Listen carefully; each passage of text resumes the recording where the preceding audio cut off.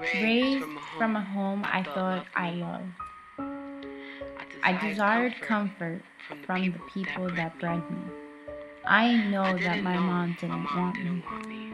My father used to taunt me saying I didn't get any of the family features like mommy. I was put to work early, never once celebrated a birthday, and since I couldn't do much labor, I had to pay for my stay in other ways. I tried to look up at my situation, like eventually, from all the struggle comes something different. I didn't know that my life was predetermined. They had already put a period to my sentence. My 10th birthday was special. My mother bought me a dress and laid my hair special. Ribbons dangled from my ponytail.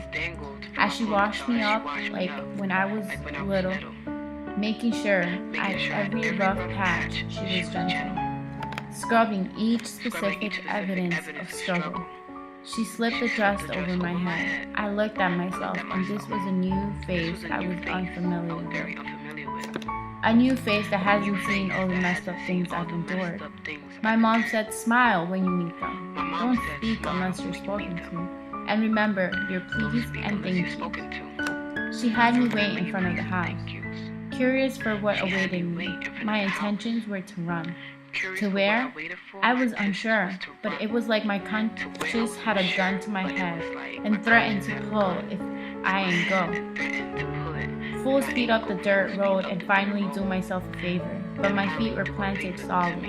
They wouldn't move, so I looked down at my black shoes and stayed there. A van pulled up and a man jumped out. My dad came out and my mom ran up. The man had an envelope and slipped it to my dad. My dad opened it and counted the money in his head. My mom smiled. That was a first for her. My dad laughed. Guess he was happy with the amount. My conscience put the gun back to my head, but I didn't know what was going on. I was only 10. The man grabbed me and I started to scream. My mom left me. She went in the house so she wouldn't see me. My dad thanked him. Was he thankful to get rid of me? Was I not the best daughter that I sorted out to be? In the man's arm, I found comfort. Sorted with other girls like cattle, I was under the impression that despite my situation, something could change and be different.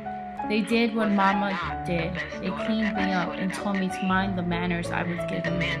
Stuck in an adolescent prison, watered down with dreams of redemption, I was stuck awaiting my sentence. Men disguised as lovers, who were undercover fathers, rented me for an hour. Stuck in an adolescent prison, watered down with dreams of redemption, I was stuck awaiting my sentence. Men disguised as lovers, who were undercover fathers, rented me for an hour.